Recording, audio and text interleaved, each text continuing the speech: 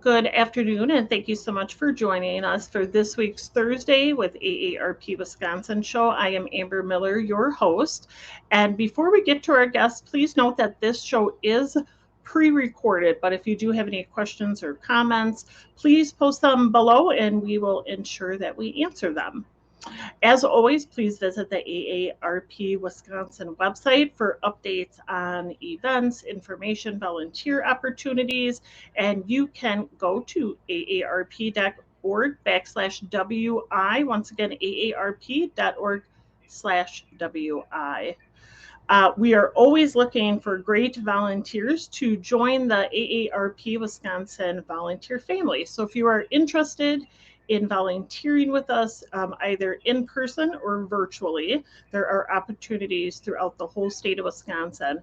You can find additional information and the actual volunteer application at the website below, which is aarp.org. I want the number 2 volunteer. I want to volunteer. And as soon as you fill out the application, one of our staff members will get back to you. And you can also find volunteer information at the AARP Wisconsin website. So today we are joined by our advocacy extraordinaire, Miss Lisa Lamkins. And normally when we have Lisa on, we know it's going to be all about voter information. So Lisa, thank you so much for joining us today. Hey, Amber, thanks so much for having me. It's always fun to join you. Yeah, and we always love to have you on the show, even if it's about voter education or not. But we know Again, when we see your smiling face, we're like, it's that time already. Um, oh yeah, Lisa, it's that time again. it Just like is. It's I that said, time. it's darn voting season, and I know it just felt like it was yesterday. So we know that August 9th is the primary, which is like right around the corner, and this is called the partisan primary election. And do people have to register with one party in order to participate on August 9th? Yeah, Amber, crazily enough, that is a question that we get a lot because the official name of it is the partisan primary election. People think that they have to register, but the reality is you don't have to register with a particular party in order to participate in their primary. The catch is you can only vote in one party primary. So you can't vote in both. Mhm. If you normally register as a Republican and you want to vote in the Democratic primary, you can, but then you can't go back and vote in the Republican primary as well. You can pick which primary you vote in, but you only get to pick one. And we know that there are some dates coming up, some important dates. And what are those dates that we should be aware of to be ready for voting season? Yeah, and I think we might have a little slide here that will help kind of people keep track. And I think Mhm. I'm so happy that this show is showing now because it gives folks a little bit of a heads up in terms of some of these important dates. One of the first ones is July 20th, and that is the last day that you can register to vote either using the online system or requesting that voter registration by mail. So it's the last, time, the deadline for that online and by mail registration. August 5th is the deadline for registering in person. That means going to your clerk's office and registering to vote there. Now, August 5th is a Friday, and it's the Friday before Election Day. So you can't register Saturday, Sunday, and Monday, but then you can register again at the polls on Election Day. So just so folks are aware of that. And then we really get into some of the deadlines about voting itself. Really important deadlines. July 26th. This is one of my favorite because it's not really a deadline, but it's really when early voting can begin. And in Wisconsin, we call that in-person absentee voting, but it's when you can go to your clerk's office and fill out your absentee ballot right then and there. It's great because you don't have to wait in line. You have a little bit more flexibility of the times. Every community handles this differently. They pick the days and the times that voting, the early voting is available. So you will definitely want to check out when it's available in your local community. And then again, August 4th is the deadline to request your absentee ballot. Now, one thing I will say about this is August 4th is the official deadline that's kind of set in law. However, if you think about it, if you request that absentee ballot on the 4th, that really does not give your local clerk enough time to mail you the absentee ballot, for you to fill it out, and for you to mail it back. If you plan to mail it back, you've got to allow extra time. And I think we might talk a little bit more about absentee ballots too, because I suspect there are a lot of questions.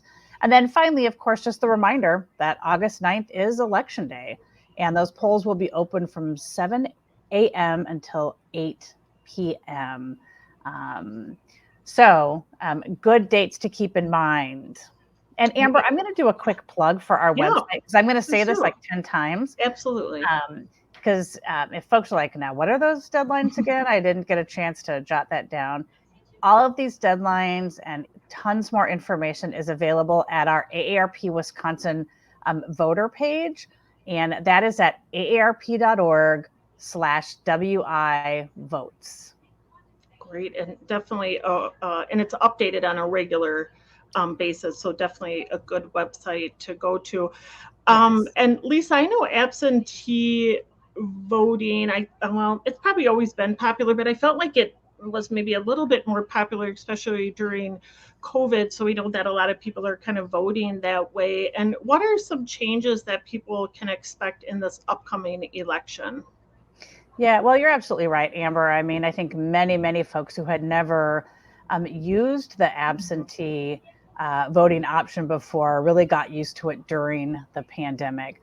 And one of the things that people got used to is a lot of clerks around the state created ballot boxes in lots of different locations. So there might be a ballot box like at City Hall. There might be a ballot box at a community center. There might be ballot boxes at a library. So the clerks kind of set these up around their local communities. I know we actually used mine, and it was at the local community center. The good thing about these ballot boxes, it allowed people to vote at their convenience, right? At any hour. You didn't have to worry about mail delays, because I think we all have run into that. Mail is taking a little bit longer. And so the ballot drop boxes were very popular. Unfortunately, a recent court decision has kind of changed that with a ruling that unstaffed ballot drop boxes are not allowed. And so you will likely not see those around town. And if they are still there, you should not use them. There are really 3 ways to make sure that your absentee ballot is counted, and 3 ways to return it. One, and probably the easiest, is just to mail it back. When you get your absentee ballot, it has a return envelope. That's the envelope where you sign and a witness signs in order to certify it. It's already pre-addressed to your clerk, and it has postage paid. So the easiest thing is to fill that out, get the signatures, stick it in the mailbox. We are hearing from the Postal Service that they say people should allow 1 full week to return it back to the clerk's office if you're going to stick it in the mail. So that's one way, mail it back. Second way is you can just take it to your municipal clerk's office. If you got it by mail, you can fill it out, just walk it right back into their office. The third, and this really would only kind of apply to people who might get a note, if you request your absentee ballot pretty late, you might get a note inside of it that says the best thing to do would be to take your ballot to your polling place on Election Day. And anybody can do that. But so that is really another option. The key thing is those, oh yeah, go ahead. I was going to say it's good that there are different options, and especially the Dropbox, I know, has been in the news lately. I personally liked the Dropbox because of the flexibility it did have, but it's really good to know, Lisa, that there's still 3 options for folks. Yeah, I mean, the key really is it's got to be in the hands of the clerk, by 8 p.m. on Election Day, right? Those absentee ballots get counted along with all the other ballots. So, and they don't get counted until Election Day. So you've got to return them. So we just want to make sure people know what those options are. And Lisa, one thing that I heard during this last election is people have noticed that some of their polling places have changed locations. I'm in Milwaukee. I heard that a lot more. What recommendations would you give to somebody who's like, I'm not really sure where my polling place is, or they want to double check? Yeah, well, it's actually a really good thing for everybody to double Mm-hmm. check where your polling place is. First of all, there have been some changes in polling locations just because of staffing issues and because Mm-hmm. of COVID, and where they're putting polling places. And secondly, there are some redistricting issues. So you might actually be voting in a different district, which means you might have a different polling place. And so we're encouraging everybody to check out your polling place. I'll make a pitch for the AARP page again, because we have links to everything, and it's just easiest if you can go to this aarp.org/WI votes, and you can click on there to find your polling place. And what it does is actually will take you to the Wisconsin election web page, and you can find out where your local clerk's office is there. You can also call your local municipal clerk and they will look it up for you, because it's just a good idea to double check. The last thing you want to do is get there and find out, you can't vote there and you've got to go across town or go to another location. Correct. Another complaint that I've kind of heard too, Lisa, is that people with mobility issues are struggling to get into some of the actual polling places. So, what options do they have? Yeah, Amber, this is crazy because we really have been hearing this, and I'm super glad that you asked about it. And I think one of the things we want people to know is that every Wisconsin voter has a right to cast their ballot privately and independently at your polling place on election day. And so there really is an effort to make these polling places accessible. In fact, there's a federal law called the Help America Vote Act that requires that all of the polling places be accessible, but we know they're not necessarily. And so I do want to mention a great resource that people might want to know about. It's the Disability Vote Coalition, and they have a website. It's disabilityvote.org, with some good resources, and some of the rights that you have. And I'll just mention a couple of them. Mhm. You have the right to ask for an accessible voting machine. You have the right to ask for reasonable accommodations, such as a chair where you can sit down if you can't stand for a long period of time, or a magnifying glass if you can't read the ballot. You also have the right to request curbside voting.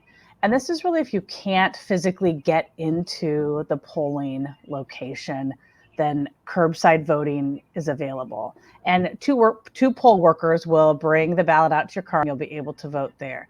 This is a little bit different than the drive-through voting that many locations did during COVID, where just anybody could drive up and they had people standing outside to take your ballot. This is really different than that. This is, you get there, nobody's really around. You're like, what the heck?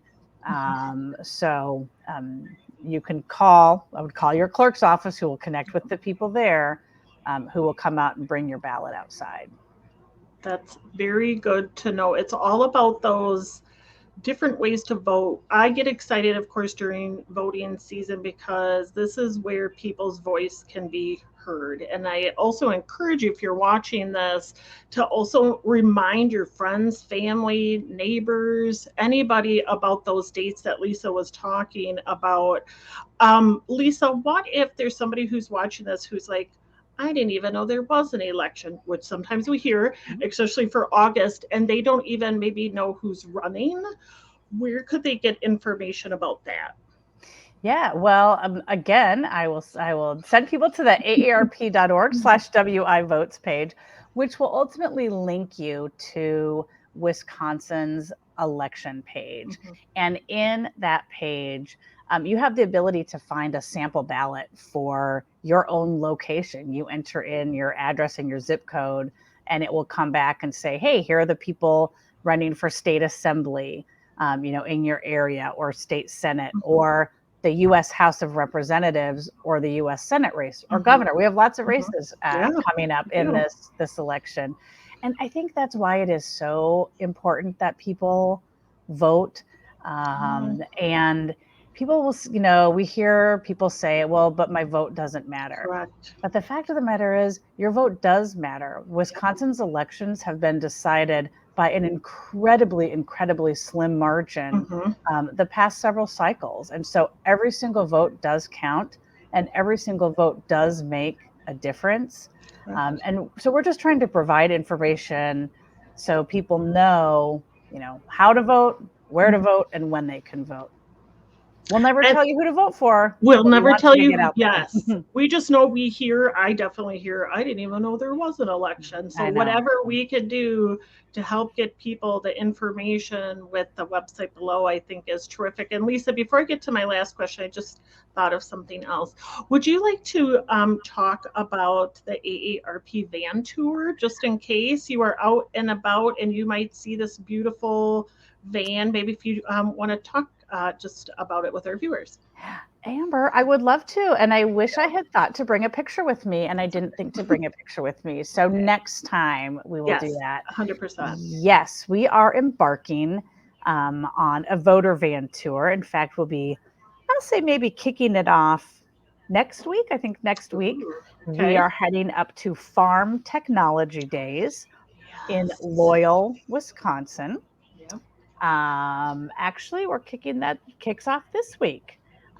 So we are at Farm Tech Days. We will have the voter van there, and then we'll be going around the state to different events, different fairs and exhibits. We'll be chatting with voters all around the state to find out what issues are important to them. We'll be sharing information just like we've shared here today on the specifics of voting. It's a really cool van that has a shrink wrap on it that has AARP logo. We'll always have some fun giveaways and probably snacks and some good information. So if you see us in your community, come on up and say hi. And if you have something cool going on in your community and you'd like the voter van to show up, put it in the comments, because our calendar is not totally full. So we're happy to explore other locations of where we can visit. Great. And if you see the voter van, please take a picture with it. And you can always tag us on social media. We love pictures. Lisa, my final question is just what other resources or information do you want our viewers to know about the upcoming primary elections? Well, one thing, and this will be my final pitch, I promise, Amber, on our webpage. Can you tell we're really focused on this webpage? We want to get you there. Yes. So please go check out aarp.org/WI votes. Or if you have your cell phone with you, you can actually text the word WI votes to the number 22777. And then you get a link that will take you to that AARP voter guide. I also want to make a quick pitch for an upcoming telephone town hall that we are having with the Elections Commission. So we will have an expert from the Elections Commission on July 19th at 10 o'clock in the morning for a live telephone town hall. He'll be sharing good up-to-date information and taking questions from folks on the call. So if you have a question, you can specifically get that question answered during this time. So I think we'll be able to put a link in the chat about where you can sign up for this information. So just know we want you to know that we're a good source of information for voting. Absolutely. And we'll make sure to put that registration link where you can actually register to receive a phone call from AARP. So if you're like, I really want to be there, and if you're like me, I thought today was the month of March, there is help. We will make sure that you get that phone call for that teletown hall, because we want to ensure that you get as much information as you can to feel empowered to go out and vote for this year. And look, a picture of the van. Producer Darren, so fast. Lisa, if you want to talk a little bit about this and maybe who the folks are. Sure. Yeah. Well, the van was up in the Wausau area, and that is a group of our amazing AARP volunteers. And you can see what a fun group they look like. So I know Amber was making a pitch to join the AARP volunteer course. So you too could be hanging out with these folks. We went to Wausau, did a day talking about some of our election priorities, the issues that we're going to talk about, the how we're going to connect with candidates. So if that's the kind of thing that you're interested in, come volunteer with us, and you too could get your picture taken for the AARP voter van. I mean, hello, absolutely. And if you happen to be at Farm Tech Days up in Loyal, Wisconsin next week, please come and visit us at the booth. We'd love to say hello to you. So Lisa, as always, you always come with such great information. I appreciate all you do and all the advocacy folks do around voter engagement and education. So thank you so much for joining us. Well, thank you so much for having me, Amber. We really appreciate it. Thanks, Lisa. And as always, we like to inform you of some upcoming events that might be of interest to you. Friday, July 15th, Movies for Grown-Ups. So Sunset Boulevard, the 19th, AARP Lacrosse Fit Lot Open House. Please, if you're in the La Crosse area, you can find information on our website for this, but supporting the new Fit Lot that opened, we'd love to see you there. Wednesday the 20th, Fraud Watch Wednesday, Investment Scams. Wednesday the 20th, Supercharge Your Job Search, Networking and Interview Skills. That's in person here in Milwaukee. And then lastly, July 26th, New Options Caregiving. So you can find all the information, including registration link at the website or phone number below. Small Dollar Big Impact, of course, is a grant that we award monthly to nonprofits, municipalities, and similar. So if you have a really cool, innovative idea, you can apply for up to $1,000 grant at the website below, which is aarp.org/WISDBI, which stands for Small Dollar Big Impact. The application is there along with past winners. So if you'd like to see some of the projects that were awarded, you could go to the website below. Applications are due Tuesday, July 19th.